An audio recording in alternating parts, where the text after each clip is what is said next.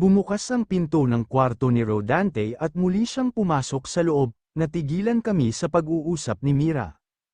Han, darling, you know what? We should go out, go shopping, eat at a fancy restaurant. Leon ang madalas nating gawin noon. Lumapit si Mira kay Rodante at pinulupot ang mga kamay sa braso nito. Mira, tawag ko sa kanya, pinapaalala ko ang napag-usapan nila ni Manang Panyang. Umikot ang mga mata niya. I just wanna help. Siguradong makakaalala agad si Rodante kapag ginawa namin ang madalas naming gawin noon. Malapad nang umiti si Mira, kagat ang ibabang lobby na muli niyang pagtuunan ng paningin si Rodante. Maliban sa mga iyon, may iba pa tayong madalas gawin. Wanna know what? Napatingin ako kay Rodante sa tanong na iyon ni Mira. I saw him looking at me intently. Mariin akong lumunok dahil salubong ang mga kilay habang tinitingnan niya ako. May naaalala na ba siya? Kahit kaunti tungkol kay Mira. Why is he letting her touch him? Panipi. Lumabas ka, sinabi iyon ni Rodante habang nakatingin sa akin. Parang hiniwa ang puso ko. Mabilis na nag-init ang gilid ng mga mata ko pero pinilit kong hindi maluha. No, not again. Ayaw ko ng pagdaanan ulit ang ganitong sitwasyon. Hindi mo bang narinig ang sinabi ng baby ko? Lumabas ka raw, bingi. Ikaw ang tinutukoy ko. Binalingan ni Rodante si Mira. May ilang segundong natigilan si Mira. Umiling at tumingin sa akin na parang napahiya. Panipi. Bakit ako? Love, dito ako natutulog sa kwarto mo. Saan mo ako patutulugan? Panipi. Maraming silid sa bahay. Tuluyan niyang hinarap at inalis ang mga kamay nitong nakapulupot sa braso niya. Mamili ka kung saan ang gusto mo. Ayoko, gusto ko dito. Ayaw mong umalis. Hindi ako aalis. Kung mayroon mang dapat na umalis dito, iyang babaeng iyan. Sinisira niya tayo.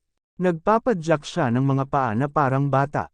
Nilang ako. Lumapit si Rodante sa mga gamit niya at kinuha ang mga iyon bago ako hinila sa kamay. Saan ka pupunta? You wanna sleep here? Suit yourself. Kami ang lilipat ng kwarto.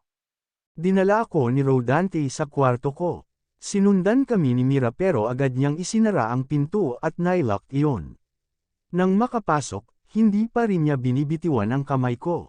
Rodante, nilingan niya ako. Malungkot ang mga mata niya. Did all that and you're still here? Why didn't you leave me? I let my mistress live here, and sleeps in my room. Bakit hindi mo ako iniwan? Huminga ako ng malalim at ngumiti. I did leave. Kaya ba wala ka sa ospital nang magising ako? Umiling ako. Matagal na yon bago pa ang aksidente. Umalis ako pero pinakiusapan ako ng lolo mo na huwag kang iwan. Mariin at sunod-sunod siyang lumunok. So, you stayed and lived here with me and my mistress. Tumango ako.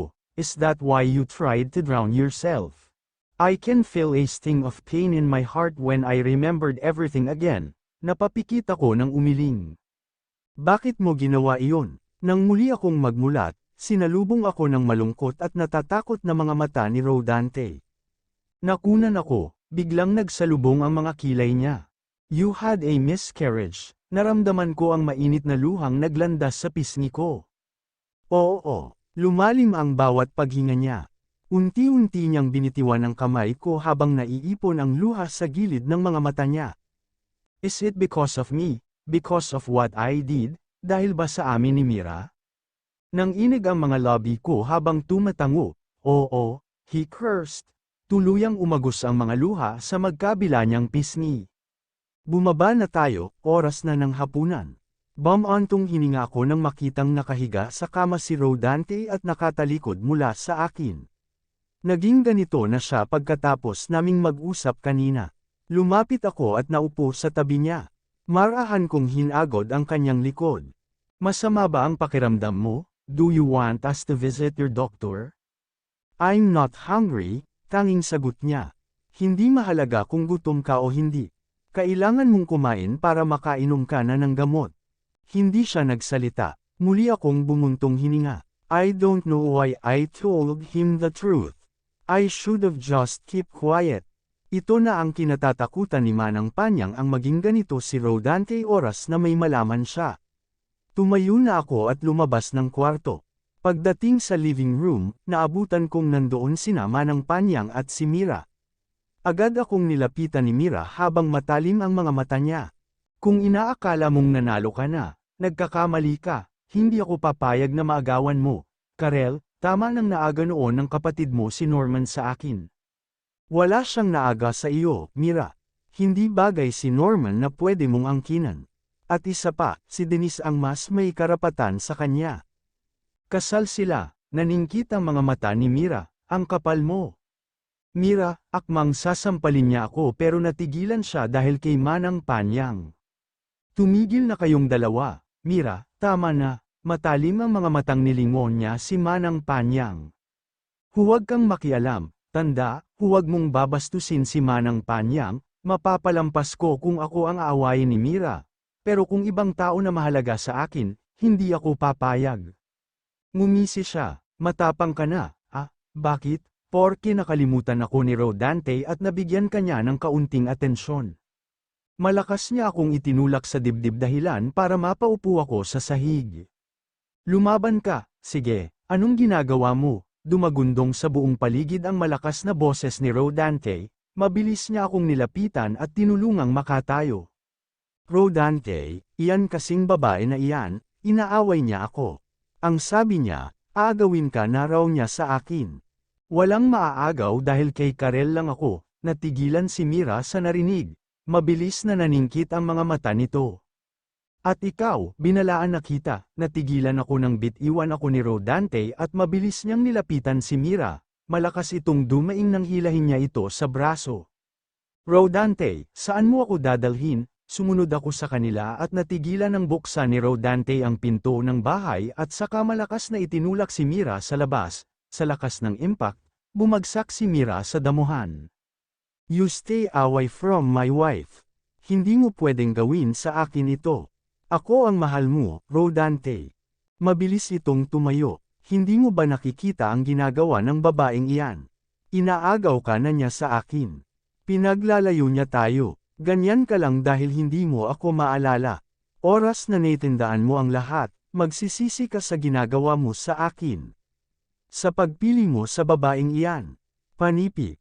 Just shut up. No, isinusuka mo ang babaeng iyan, Rodante, isinusuka mo siya kaya pinili mong makipagrelasyon sa akin, ako ang mahal mo. Huwag niyo siyang papapasukin, nagbabantang paalala ni Rodante bago ito bumalik sa kwarto. Nagkatinginan kami ni Manang Panyang, hindi alam ang gagawin, ayaw kong suwayin si Rodante. Pero siguradong magagalit na naman itong Mira at baka kung ano pa ang gawin niya. Bumalik kami sa kusina, wala akong ganang kumain kaya pinakain ko na lamang si Kuting, nang marinig ang malakas na kulog at kidlat sa labas na sinundan ng malakas na buhos ng ulan, nagdesisyon akong pagbuksan na si Mira.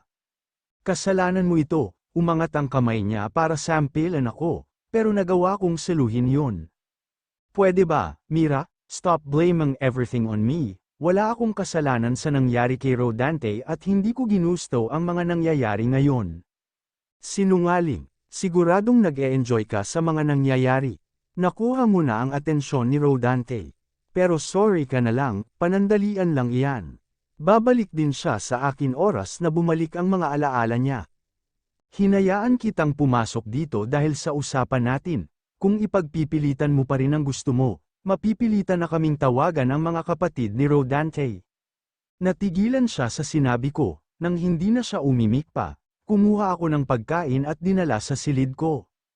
Kain ka na, hindi sumagot si Rodante, nakahiga lang siya sa kama at nakatalikod mula sa gawi ko.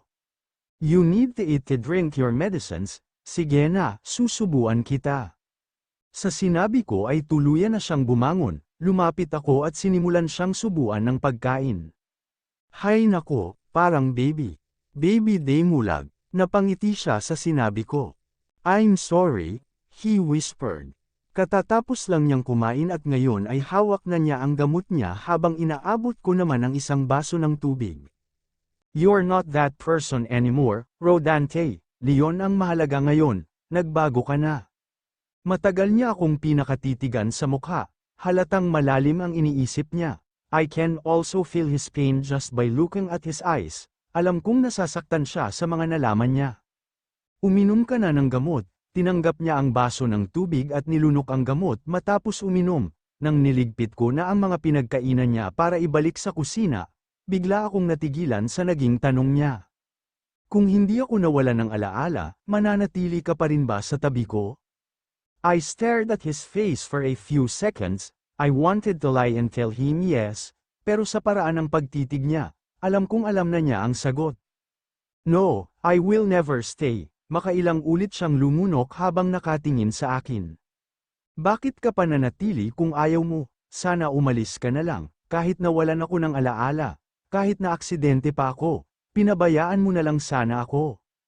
Natigilan ako nang magtaas siya ng boses, nagsimulang manginig ang katawan ko. Leon ba ang gusto mo? Umiwas siya ng paningin, halata sa kanyang mukha ang galit, lang beses akong lumunok at tumalikod na para umalis. Pero nang makalapit ako sa pinto ng kwarto, naramdaman ko ang dalawang malalaking braso na yamakap sa akin mula sa likuran.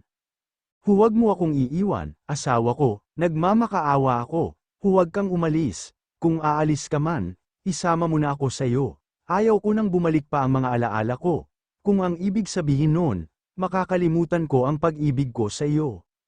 Mangako ka na hindi natin iiwan ang isa't isa, hindi ka aalis sa tabi ko. Mataman akong tinitigan ni Rodante sa mga mata, nakaupo kami sa gitna ng kama sa loob ng aking kwarto habang hawak niya ang mga kamay ko, tumango ako, ayaw mawala ang ngiti sa mga labi ko. Paano kung bumalik ang alaala mo? Paano kung ayaw mo na ako sa tabi mo? That won't happen. Paano nga? Sigurado ako, asawa ko, hindi yun mangyayari. Hindi na babalik ang alaala mo, hindi ko gugustuhing mawala ka sa tabi ko. Huminga ako ng malalim, mas mahinahon na si Rodante ngayon, kaya sa palagay ko, mas okay na makipag-usap sa kanya ng masinsinan. Rodante, maaring gusto mo ako ngayon at ayaw mong iwan kita, pero kapag bumalik na ang mga alaala mo, pwedeng magbago ang mga gusto mo. Bahagyang nagsalubong ang mga kilay niya, sinasabi mo bang mas gusto ko na si Mira ang nasa tabi ko? Ang sinasabi ko, hindi permanente ang nararamdaman natin. Pwedeng mahal mo ako ngayon, pero bukas o sa susunod na mga araw, baka magbago ang nararamdaman mo. Maybe, pero sa ngayon, isa lang ang sigurado ako. Pinisil niya ang ilong ko, mahal kita at ayaw kong mawala ka sa tabi ko. So, stay. Okay, promise me you will stay. Matagal kong pinagmasdan ang mukha niya, hindi ko mapigil ang hindi ngumiti at hilingin na sana hindi na bumalik ang mga alaala niya. I want him for who he is right now, not for who he was. Hanggat gusto mong nasa tabi mo ako, hindi ako aalis. Napangiti si Rodante sa sinabi ko, hinawakan niya ako sa magkabilang pisngi at hinagkan sa mga lobby. Kinabukasan, pababa na kami ng hagdan para dumalaw sa hospital for Rodante's follow-up check-up, pero natigilan kami nang makita si Mira. What is she doing here? Hawak ni Rodante ang kamay ko kaya doon natuon ang mga mata ni Mira. Hindi ba't pinalayas na kita, Rodante? Ako ang nagpapasok sa kanya. Nilinggan ako ni Rodante, salubong ang mga kilay. Why did you let this woman inside? Manggugulo lang yan. Rodante, malakas ang ulan kahapon, at wala siyang mapupuntahan. Ewan ko rin ba kung bakit hindi ko magawang palayasin si Mira? Dahil ba alam kong siya talaga ang mahal ni Rodante? Siguradong maghahalo ang balat sa tinalupan oras na bumalik ang mga alaala niya at na lamang pinaalis namin ang babae niya. Naiiling si Rodante, well, she better give respect to you or else, hindi sa kalye kundi sa kulungan na ang bagsak niya. Buong oras ay tahimik lang si Mira habang nakatingin sa amin, hinila ko na si Rodante paalis. Dumiretso kami sa hospital at ayon sa doktor, bumubuti na raw ang lagay ni Rodante. Pero lihim kaming nag-usap ng doktor niya at pinayo nitong ilayo si Mira kay Rodante dahil ito ang nakakapag-trigger ng mga hindi magandang alaala sa utak ni Rodante. Wanna eat before we go home, or we could watch a movie? Naibaba ko ang hawak kong cellphone nang itanong yun ni Rodante. Kagat ang ibabang lobby, malungkot ko siyang tinanggihan. I'm sorry, I have to go to Denise. She just texted me, nakikipagkita siya sa akin. Ganoon ba? Let's go, sasamahan na kita. Napakagat ako ng ibabang lobby, gustuhin ko mang isama si Rodante. Siguradong hindi magugustuhan ni Denise kapag nakita ito, ayaw kong pasamain ang loob nun dahil kagagaling lang niya. Hindi na, Rodante, ako na lang, ayaw mo akong isama? You need to take a rest na, I'll be okay, uuwi agad ako. Ayaw mo man lang bang ihatid kita? Nakangiti akong umiling dito. Kinuha ko ang kamay niya at marahan iyong hinaplos. Hindi na, kaya ko naman, bakit ayaw mo akong isama? Ayaw mo bang magkita kami ng kapatid mo? Hindi naman sa ganoon, pero kabubuti lang kasi ng pakiramdam ni Denise. Tinitigan niya ako ulit ng ilang segundo, alam kong binabasa niya ang nasa isip ko base sa mga titig niya. Ayaw ba sa akin ng kapatid mo? Alam niya ang nangyari? Hindi ako nakasagot, nagbaba na lamang ako ng paningin, pero alam kong nakuha na niya ang sagot na hinahanap niya sa pagtahimik ko. Tuluyan akong nagpaalam kay Rodante at dumiretso sa bahay ni na Denise. Norman's right, she's doing well, pero hindi pa rin ganoon kabuti. Nag-usap kami, nagkumustahan, kinumusta ko rin ang mga pamangkin ko. Sina Jake, Denise asked me about my relationship with Rodante. Tinanong din niya kung kailan ako aalis sa poder ni Rodante, para masuportahan niya ako, dahil siguradong magagalit ang mga magulang namin. Malapit na, I just answered with a sad smile. Pag-uwi ko, natigilan ako sa bungad ng pintuan nang makita ang 2 taong magkasama habang pababa ng hagdan, sina Rodante at Mira. Malaki ang ngiti sa mga lobby ni Mira habang nag-uusap sila.